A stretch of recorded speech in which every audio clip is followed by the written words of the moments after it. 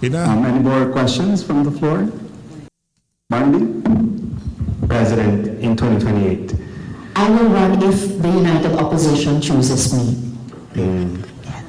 Which means there's no choice yet. Oh, it's Ano ibig sabihin nun? Ano ibig sabihin nun, Risa? Pang no choice ka na lang.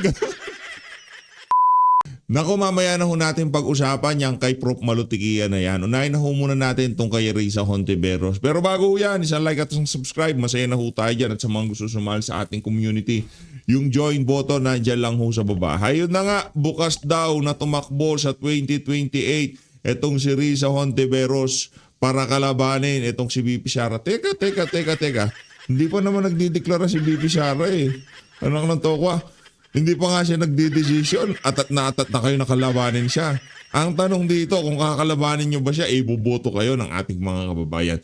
Para ika nga kung mapanood man to ni Risa Hontiveros, share nyo itong video na to at pag-comment ho kayo sa baba kung ano masasabi nyo sa mga sasabihin ni Risa dito sa video na to. Panuurin mo natin mga kababayan. Ibang klase talaga tong lukarit na to.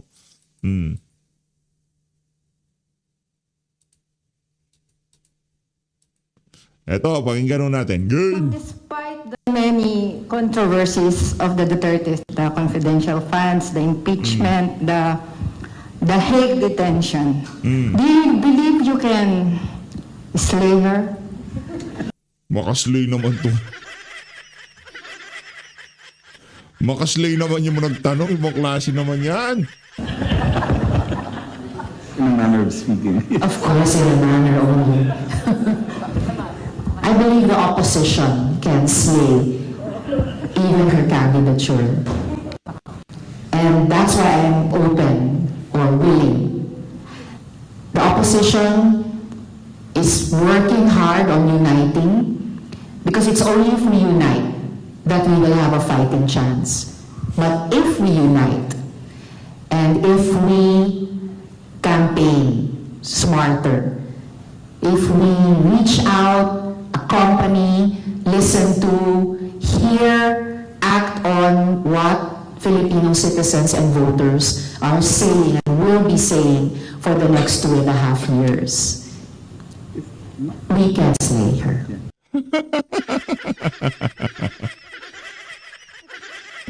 Yan yung mga ilusyon ng bawat kumakalaban na politiko sa mga Duterte. Anak ng tokwa, ang dami nyo ng paninirang ginawa kay VP Sara. Meron ng impeachment, meron ng TWADCO, meron ng TRICO, meron ng Committee on Justice dyan sa House of Representatives, meron ng Confi Fund, meron ng Madriaga, di ba? Madriaga. Tama si Madriaga, di ba? Oh, meron ng Madriaga, di ba? Meron ng kung ano-anong drug money. Pero bakit siya pa rin ang nakikita ng ating mga kababayan? Ganito ho kasi yan. Kasi kinukumpara nila yung panggigiba na ginawa dito kay Binay nung panahon nitong si Noynoy Aquino, di ba? Panahon ni Binay, hindi ho nila maagang giniba itong si Binay. Nung mga nasa malapit nang matapos yung term niya. Hindi kagaya nitong kay VP Sara. Anak ng tokwa, kakapanalo pa lang nila. Hindi pa nagiinit ang puwit nila dyan sa Malacanang at dyan sa Office of the Vice President. Inumpisahan na ho ang panggiba dito kay VP Sara. Pero mapahanggang sa ngayong mga panahon na to, ay hindi naman sa atin nang gagawin to. Tayo naman, pinakikinggan lang naman natin ng timpla ng social media kung anong komento ng ating mga kababayan. Ika nga, walang metodolohiya na ating ginagamit na scientifico para malaman talaga kung anong saloobin ng ating mga kababayan. Basta alam natin dito, yung kinukumpara natin yung ating mga nakita sa mga nakalipas na panahon at ang ngayong nangyayari dito kay Vice President Sara Duterte. Base sa ating nakikita, base sa nakikita ng mga dekada na sa larangan ng pagsisurvey, kagaya ng Pulse Asia, SWS, hindi pa rin ho natitinag. Siyempre, hindi mawawala dyan ang publiko. Itong si Prof. Malutikia, PH Update. Si Prof. Malu na nga nasa rap mo. SWS at Pulse Asia pa sinasabi mo, publiko, di ba? talagang yung mga ibinabato, mga paninira, mga panggigiba nila dito kay VP Sara, hindi gumagana. Ito yung opposition na sinasabi ni Risa Hontiveros dito na talaga daw nagtatrabaho sila ng napakatindi para pagkaisahin ang tawag dito, ang opposition. Ano naman ho yan, Senator Risa?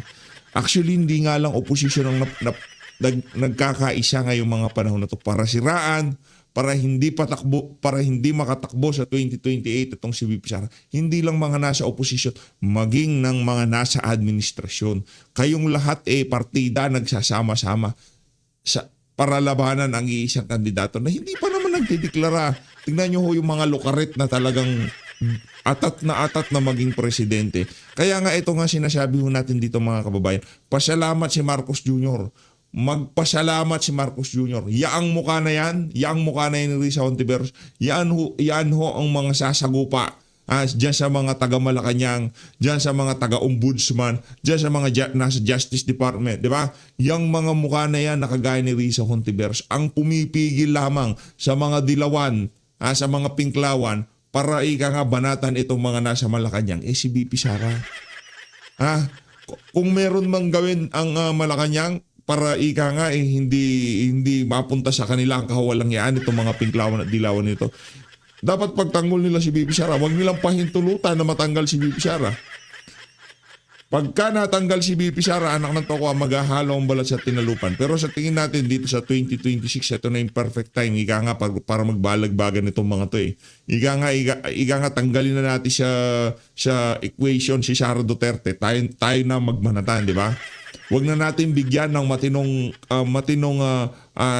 kandidato o matinong pagpipilian ang sambayan ng Pilipino sa 2028 presidential election. Kasi mga kababayan, ito diretsahan na to. Kung sakaling hindi makatakbo si VP Sara, lahat ng ipaparada sa harap natin sa 2028, puro bata ng mga oligarko. Hindi ho sa pag-ano yan Hindi sa dahil pro Duterte tayo o kung ano pa man. Mga dilawan at pinklawan, hawak ng mga oligarko. Nakita nyo nga yung kaibigan nilang bilyonaryo sa Amerika, si Lloyd Nicolas Ruiz. Hawak ho niya mga dilaw. At kung anong gustong kumpas niya sa mga dilaw, nasa Amerika yan, di ba? O naratibo ng mga Amerikano ang itinutulak talaga ng mga yan. Kung anong gusto ng mga kaibigan nilang mayayaman, na nasa iba't ibang sektor ng ating lipunan, kung anong kumpas ang gusto nilang mangyari, kung sakaling silang maupo sa Malacanang, yun ang gagawin ng mga dilawan at pinklawan na yan. Kung anong gagawin ng mga dilawan at pinklawan, kung anong ginagawa ni Marcos Jr. ngayon sa Malacanang, yun ang ating makikita. Kung sakaling manalo yung mga pinklawan at dilawan na yan. Ibig sabihin, pag nanalo yung mga pinklawan, nanalo itong mga Talyanista Ensaymada, parang wala ho tayong pinagpilian. Nakuha niyo ho ba? Yan ang dahilan kung bakit napakataas pa rin ang survey nitong si Vice President Sara Duterte. At hindi man lamang makadikit, di ba? Hindi man lamang makadikit. Malayo si VP Sara, anak ng toka. Kilometro ang malayo. Hindi man lamang ho sila makadikit, di ba? Doon sa pwestuhan ni VP Sara, kasi nakikita ng ating mga kababayan yung kaibahan. Hindi doon siya nagdang hindi dito sa dito sa sa pagiging vice president ni VP Sara. Hindi yun. Wala na tayong sugarcoating. Ang mga Pilipino ba gusto maging presidente si VP Sara dahil diyan sa pagiging vice president niya na yan? No, hindi. Kaya gusto maging presidente ng mga Pilipino, ng karamihan ng mga Pilipino, itong si Vice President Sara Duterte. Hindi base sa atin yan. Base sa mga survey na nagdaan. Anong dahilan? Inahanap-hanap ng ating mga kababayan yung ginawa ni dating Pangulong Rodrigo Duterte. Yung tipong meron tayong dangal nung mga panahon na yun. Talagang pagka sinambi natin yung taas noo, talagang taas noo kahit kanino. Di ba? Ngayon hindi ho, pinagtatawanan tayo sa social media, anak ng tokwa. Hindi natin malaman, nagpapapuwit ba itong si Bangago? Di ba? Nagpapaano ba siya? Nagpapabehind ba siya? Nakatalikod siya eh. Ano yung tubig, ganon? Pambihira. Pero hindi ko natin papakialaman yung video na yun na ilinabas. Kasi, una sa lahat, unverified yan. Kung gusto yung pag-usapan, walang problema. I mean, alam naman natin na durugista ang mga nasa Malacanang ngayon. Talagang bangag sila. Di ba? Yun siguro para ano yan, para sa mga kababayan natin sa social media. Pero tayo ho dito sa PH Update, hindi ho natin maipapalabas yan. Hindi dahil takot tayo para sa kung ano pa man na pananagutan kung pag nagkataon. Hindi ho doon. Simple lang ho yan ha. Kung gusto nyo panoorin, i-share. Nasa sa inyo yan. Pero tayo ho, nakita nyo na di ba? Oh, okay na. Hindi ko na napakita sa PH Update. Yun natin. Risa ha, dapat magpulong kayo. Reality check kayo. Pag-usapan nyo, kaya pa talaga natin. O pinapalakas lang natin ang loob ng isa't isa, di ba? Oh. Is the opposition fragmented at the moment? It's not that it's fragmented, it's that we need to consolidate even more than we were able to in 2022. I think we did so more in the midterms in last year. Kaya pala itong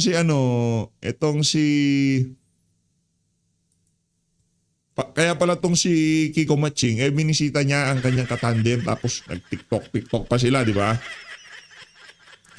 Di ba? Ngayon pala, talagang nagko-consolidate sila ng kanilang puwersa. Ayusin nyo. Anak ng tawa, yung consolidation na ginagawa nyo, hindi namin ramdam. Kahit, ito pinakamadaling barometer o sukatan. Para malaman kung nagbabago ang timpla na sambayanan. Social media, simple-simple. Wag muna na tayo pumunta doon sa scientifico kagaya ng mga expert na mag-conduct ng survey kagaya ng publicos. Ayan na natin. Siyempre publicos, di ba? Tapos Pulse Asia at SWS. Yan yung eksperto. Kaso, base sa ating nakikita yung timpla ng social media nagre-reflect doon sa mga survey na lumalabas. Walang diferensya, kaya hindi pwedeng sabihin. Kaya tingnan nyo, pansin nyo ba pagka nababash yung mga senador sa social media? Agos, ramdam nila. Ako naniniwala ako merong mga social listening tool yung mga yan. Ramdam nila. Tuta Soto, iniinda nila pagka itong si Ping Lacson, pagka merong banat sa kanila sa social media, nasasaktan sila. Alam kasi nila yung timpla ng social media, kung ano man ang lalabas na survey sa mga susunod na panahon, posible iyon ang maging refleksyon. Malaki ang tsansa. Kaya kung ikaw politiko, pinagkikibit-balikat mo ang sentimiento ng sambayan ng Pilipino sa social media. Anak ng toko, may problema tayo dyan. Malaki ang problema natin dyan. Di ba? Mali. Hindi tama ang strategiya at kung sino man ang PR mo, anak ng toko, iumpog mo sa semento ko. But we need to do so even more for 2028. And that's what we're applying ourselves to right now. Any more questions from the floor? Barnaby? President, in 2028, I will run if the United Opposition chooses me. Matindi si Risa, ha? I will run if the United Opposition chooses me. Talaga naman. Feel na. which means there's no choice yet.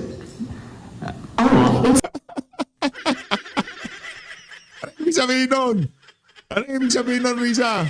Pang no choice ka na lang. It's a work in progress. Yes, there's a process going on. Walang choice yung opposition. Kawawa naman kayo, nang nanto ko, mag-2028 na, wala pa kayong kandidato. Kami, 2022 pa lang, alam na namin siya. Kasi naulo talaga kayo. Ayusin nyo kasi mga buhay nyo. Dito tayo kay Prof. Malu Tigiyang. Ang ngiti nitong si Prof. Malu. Sure na ba tayo, Prof? Sure na ba tayo?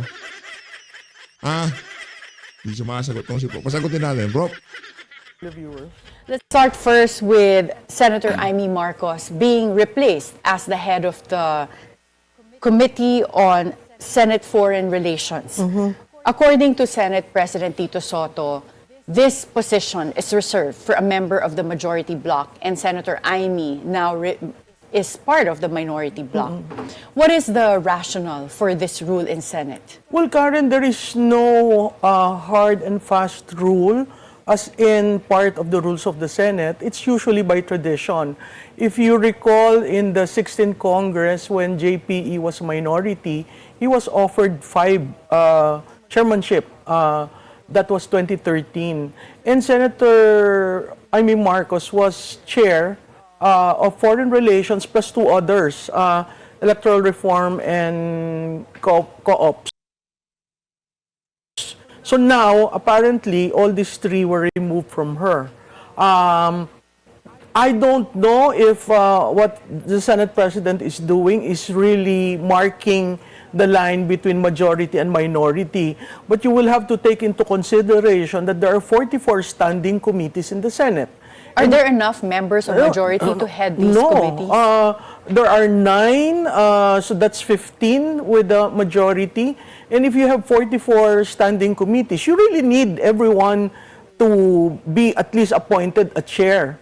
And Senator Amy Marcos was there for the Foreign Relations since the 19th Congress. So I don't understand why suddenly it was removed from her. Could it be because of the recent developments with China? Senator Amy Marcos was one of the senators that didn't sign a resolution condemning China. That could be, but you have to understand that foreign relations is entirely the domain of the President. The Senate or the House of Representatives cannot issue a persona non grata. It's only the President being the architecture of foreign policy. So it has to pass through the DFA, and rightly so, Secretary Lazaro came out with a memo and really explaining the process and why the need to be respectful of leaders of other nations, and that foreign policy is really the domain of the President. How important is the Senate Foreign Relations Committee? Ano pa ba yung mga ibang functions nito? Importante yan kasi yung pag-approve ng treaties, yung commitment natin sa sa ibang bansa, no, as well as with the UN bodies, dumadaan yan. Tsaka masingit ko lang, pansin natin yung galawan ngayon sa Senado, yun yung galawan sa House of Representatives nung panahon ng 19th Congress. Di ba? Ngayon na nahimik ang House of Representatives, ito yung, nung 19th Congress kasi, yung konti yung usapin sa Senado. Yung hindi yan yung kumbaga battleground ng mga impeachment, yung paninira sa mga Duterte. Pero ngayon, yan na yung pinakasentro. Dahil sa House of Representatives, hindi epektibo siguro yung approach nila na siraan itong si VP Sara. Ang kinasangkapan ngayon ng mga siraulo sa Malacanang at yung pinsan niyang nasa House of Representatives, itong Senado na, di ba? Sa pagkaakala siguro na pagka Senado na sumalansa sa mga Duterte, sa mga kalyado ng mga Duterte, magiging mas kapani-paniwala sa ating mga kababayan. Anong pinagkaiba ni Benny Abante at itong si Tuta Soto ngayong mga panahon na to? Wala. Pares lang ho silang mukhang may diferensya pagka nagsasalita dyan sa Kongreso. Di ba? Wala silang diferensya. Wala silang kaibahan. Parehas lang. O anong kaibahan ni Rodante Marcoleta nung congressman siya at ngayong senador siya? Wala pa rin. Bakit? Talagang kung sino yung mga bumabraso sa kanya, nasa House of Representatives siya, kaparehong mga politiko pa rin ang bumabraso sa kanya ngayon nasa Sorry, Sen. Yan talaga buhay. Huwag ka magalala, anak ng tokwa. Hanggang ka pa naman dyan eh. Hanggang susunod na kongreso ka pa naman dyan. Kaya ano lang tayo, ika nga, chillax lang tayo dyan. Darating yung panahon natin na ika nga tayo naman. Ngayon, nasa tayo, defensive muna tayo. Isang bumalya ng bumalya, walang problema yan. Kaya nating salagin yan, walang problema yan. Yan sa foreign relations. And then, of course, since we have, 10 million Filipinos abroad, that in itself is part and parcel of foreign policy. The rights of the OFWs, the working conditions, it may not be the priority in terms of referral, but still the Committee on Foreign Relations is very important for any government. And we're chairing the ASEAN this We're year. also chairing the ASEAN. So, importante ba yung magiging Yes, role din ng Senate oo. in this case? Importante rin kasi yung chairman ng Foreign Relations represents the Philippines in the Interparliamentary Union. So because we are chair of ASEAN, the ASEAN IPU is also going to be here in the Philippines. Well, Senator Erwin Tulfo is set to be the chairperson of the Senate Foreign Relations Committees. SP Tito has already announced this. But in your recent social media post, you said, inalis ba naman nyo sa foreign affairs? Susme ang pinalit. SP na yan. What do you mean by that? Well, one, you don't get a neophyte to head a majority, a principal committee. Foreign relations, if you look at your admin code, is the #1 department that has to be named in terms of the secretary, that sends the signal to all the world that, hey, you can now communicate with the Republic of the Philippines. In parcel with the Senate, then you are able to identify who would be the person that we will deal in terms of policy. Ang problema ko kay Senator Erwin, he has a pending Senate Electoral Tribunal case. So hindi pa stable yung pagiging senador niya. Pangalawa, he has not really earned or worked in foreign policy. My sense is with his utterances about the China and his persona non grata statement and, you know, causing and everything, I don't think he will be a stable hand to chair the Foreign Policy Committee. Even if he was vice chairperson before of the same committee. Because you don't really have much function as a vice chair.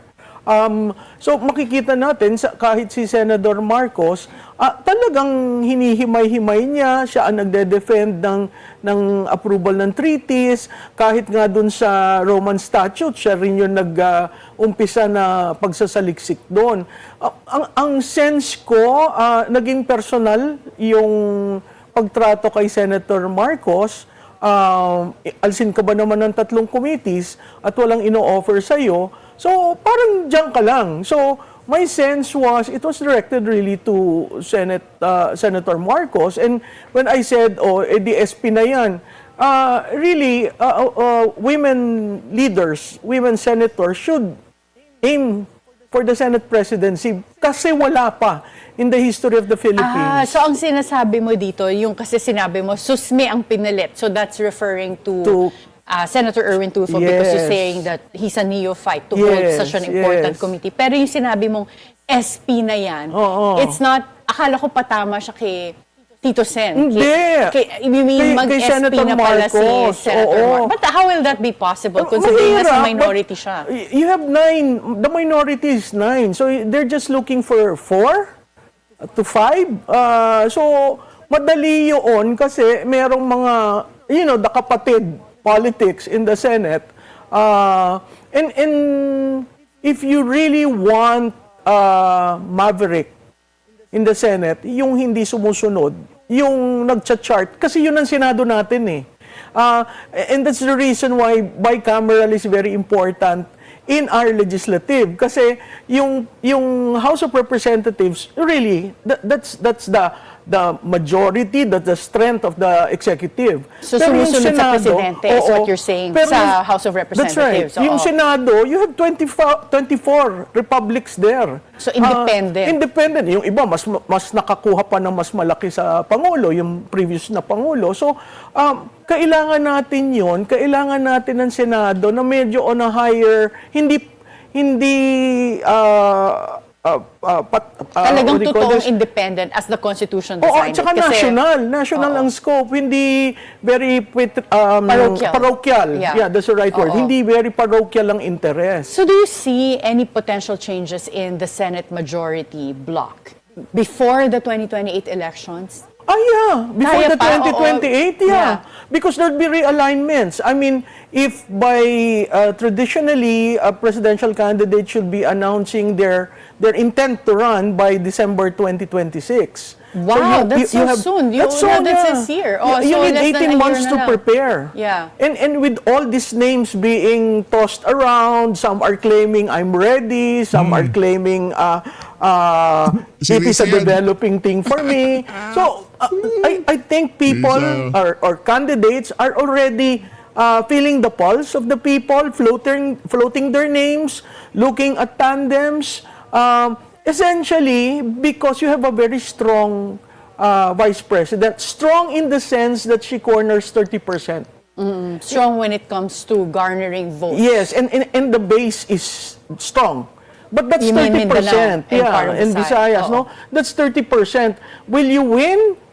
In a multi-race, 30% can melt. But on a one-on-one, mahihirapan. So it's not yung sinabi ng isang tao na Pinklawan, Marcos, Dilawan. No, it's not that. Because you have to understand the demographics of the Philippines voter, nag-iiba. And to a certain degree, your Gen Z, it will now be having its second national election. Their first one was 2025. Yes. And we saw how that changed expectations. So, no? yung mga nagsasabi na, hindi, mag-band tayo together against, you do not know the demographics. The demographics will dictate 2028. Okay, so how will the current... Yan ang sinasabi ko sa inyo mga kababayan. Kaya yung ika nga, yung mga demographics na yan si Prof. Malutikia maaasahan natin dyan. Kaya kung di pa kayo nakapollow sa kanyang mga social, siga nga, mag-follow na ho kayo mga kababayan. Ito sigurado dito. Sure win si VP Sara sa 2028 at hindi makakapalag kahit sinong ilaban sa kanya. Yun ang ate sigurado. current majority composition in Senate affect the potential impeachment trials against President Bongbong Marcos and Vice President Sara? But before you answer this question, we'll have to take a short back at the forefront. We continue our conversation with political analyst Professor Malu Tiquia. Professor Malu, how will the current majority composition in Senate affect any potential impeachment trials against either President Bongbong Marcos or Vice President Sara? Well, Attorney Karen, that's a changing wind in the sense that your minority is 9, and as I said earlier, one of the Villars is with the minority. Two are with the majority. One of the Estrada is in the minority. One of the Cayetanos is in the minority. So may ibang magkakapatid na hiwalay. Oo. So Yung- pwedeng lumipat, you mean? yeah, and to a certain degree, yung magkahiwalay na magkapatid, very independent-minded. Like Pia Cayetano is very independent-minded. She looks at issues not in terms of the gray area, but the white and black. So, yung impeachment na kung mangyari dun sa dalawa, I think we will see the Senate moving the needle back and forth in such a way as looking into it's no longer a political exercise because of the Supreme Court ruling. Dati political, dati by numbers. That ruling opened the possibility of reasoning, rationality, logic, and the rule of law. Dati kasi sound bites lang mapupukaw mo na yung public opinion. Ngayon, talagang titingnan mga tao, okay ba ito? Tama ba ang sinasabi niya? At to that extent, lalabas yung senador na kayang mag-dish out, kayang mag-reason, hindi pa pwede yung tahimik. Talagang titingnan ka ng tao dahil that ruling by the Supreme Court, for me, actually made clear procedural requirements in the Yes, impeachment. the procedural requirements. But when it comes to the merits, do you think that will translate to Senate not making this a political exercise but purely on the merits? Because last year, parang nung when Congress impeached Vice President Sara, people were counting Yeah. kung sino ang maaring votes that will go to VP Sara for conviction and for acquittal. And ang assessment ng iba is there were more senators that can acquit. Pero ngayon, Senator Bato de la Rosa has not been present. And then merong mga rumors that Senator Jinggoy Estrada might be arrested or even Villanueva. Senator Joel Villanueva. Yeah. So parang magbabago yung composition ng Senate even then, apart from the majority composition now. Pati yung kung sino yung will be present in time for the trial will change. Yeah, but Attorney Jimeno, you have to look at the 2028. I think that for politicians, that is more controlling. Do I bury the Vice President now, risking my political future? For the President, do I bury him now, risking a very fragile economy? So, ito yung mga kailangan, at iba ang lente ng Senado sa member ng House of Representatives.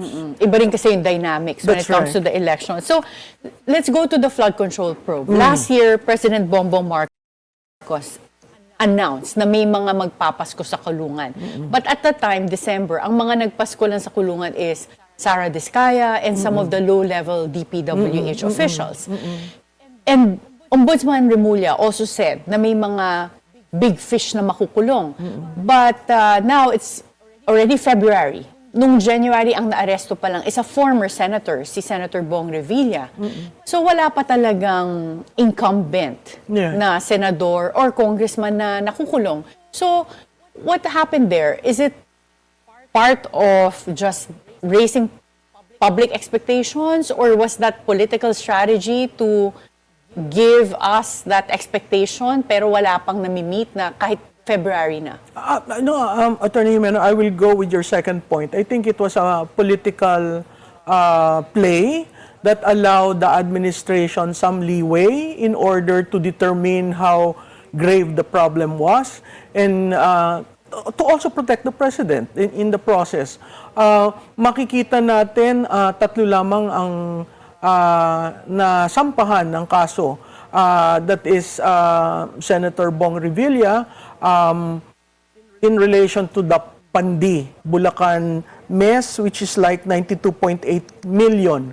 Denko plus his companion for Oriental Mindoro, that is 289 million. And then the Diskaya in relation to Davao Oriental, that is 96.5 million. Bakit ko sinasabi yung million?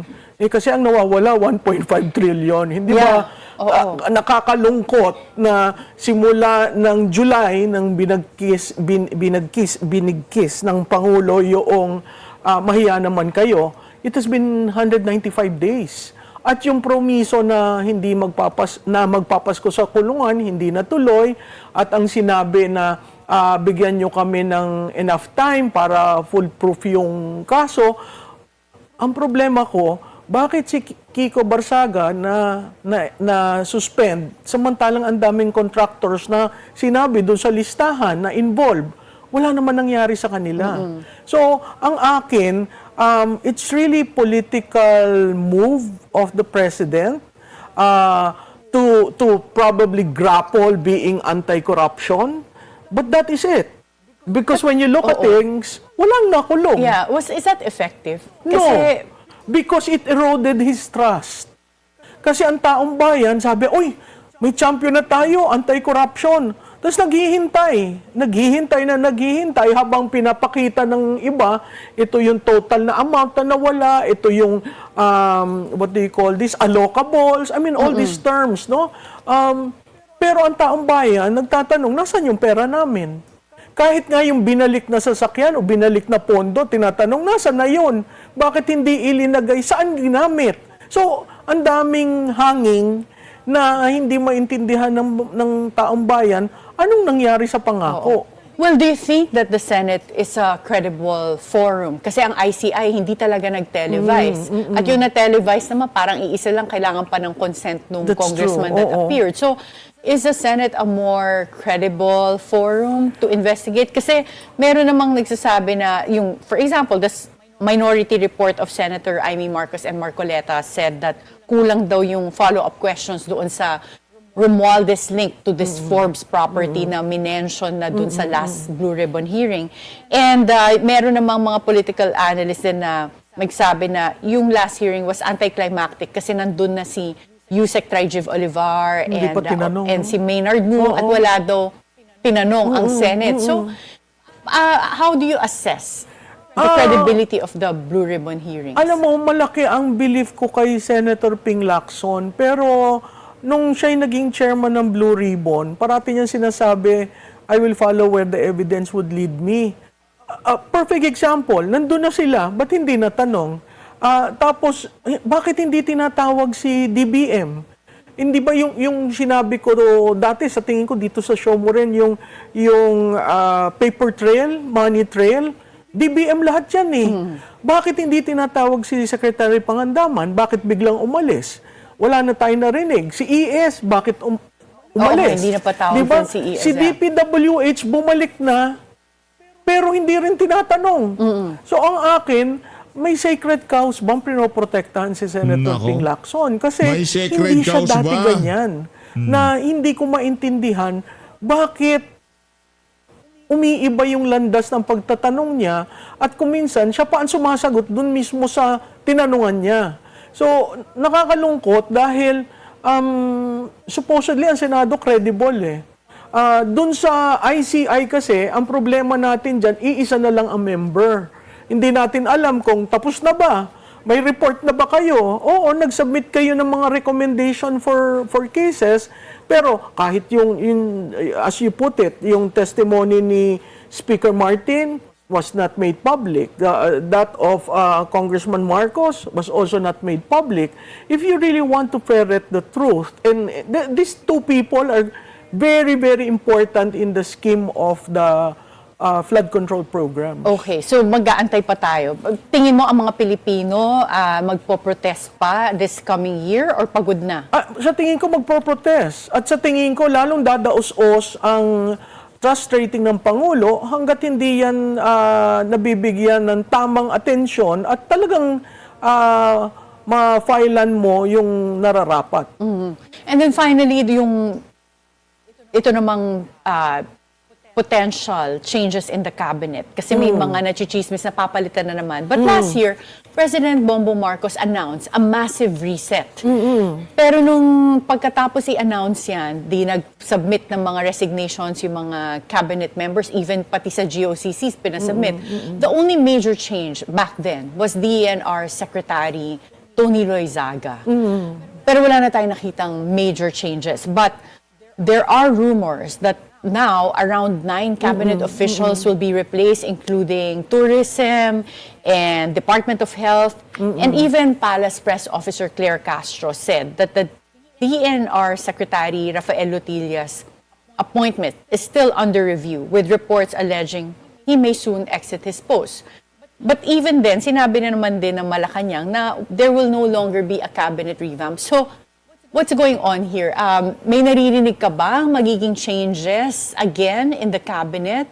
Siguro yung cycle right after elections, tama lang yun, yung nag-ask siya ng courtesy call. Pero yung flood control programs, yan, naalis si DPWH, naalis si ES, naalis si DBM, tapos itong 2026. So tatlong But cycle those na. other changes came after the exposures in the Yes. flood control. Oo, But not with the because of- massive reset Oo. announcement, right? Oo, noong right after the election. So makikita natin bakit importante na ang cabinet shake-up. Kasi yung collapse ng trust is an indictment of execution. Execution being the realm of the executive. So indictment of the execution, hindi nararamdaman ng tao ang ginagawa mo sa traffic, sa health. Marami yan eh. So napakahirap na hindi ka magre-reset. Okay, so even if we have less than 2 years left of this administration, palagay mo importante pa rin na magkaroon ng mga changes Kasi sa cabinet? It's not detrimental. Itong last 2 years is essentially legacy setting na eh. Kung wala kang legasiya, at least man lang magkaroon ka ng programang matatandaan ng taong bayan, and that is where your reset for the cabinet is important. Because one, you need to arrest the decline, the uncertainty, business sentiment will also have to be shored up in order for, di ba nagkaroon ng meeting yung economic cluster at ang sabi, tunay na reforma. Yung reforma dati hindi tunay. So makikita mo yung mga nangyayari, it's essentially getting your team together to reach the finish line. Okay, so kailangan pa rin ng Kailangan pagbabago. pa rin. Okay. What about the rumored leadership change versus Senate President Tito Soto? Merong ganun din na nagbo-brew. This allegedly is due to the absence of Senator Bato de la Rosa, and Senator Bongo and Senator Robin Padilla are reportedly with electing a new Senate President. What are your thoughts on this? Well, kay Senator Bato de la Rosa, my call to you is, unless you receive that warrant of arrest, please do not be absent. Diba? You have a mandate with the people. Your former chief PNP, kaya niya yan. So, do your role as a senator. Doon sa dalawa, it is important that you are part of the minority because you are minority. Now, if you are crossing over, then that should be made clear so that the minority can come up with their agenda that can stand the test of the majority. Kaya lang ngayon nagbabago-bago. So you think may basihan itong mga sinasabi na mapalit ng new SP, and will that also be detrimental for the institution of the Senate? Alam mo, Attorney Jimeno, nagugulat kasi ako kay Senate President eh. He used to be a very calm leader, very inclusive, di ba? When he was Senate President. Today, he's like leading the pack to attack whatever. So that is not leadership, no? You have to balance certain things. You have to balance your interest and the interest of the 23 Republic. If you cannot do that, there will always be the threat to remove you. So, you're not discounting that possibility. Every Senate President dreams to finish his term as Senate President, but the reality and the tradition is that one day you will wake up, I'm no longer Senate President. And that's a reality. My good. Yun ho talaga yun mga kababayan. Wala akong magagawa dyan si Tuta Soto. Ayun na nga, dito na unahan tatapusin ang ating reaction video. So always, maraming salamat po sa pag-support sa PH Update. Mag-ingat po kayo lahat. Maraming salamat, Prof. Malutigia.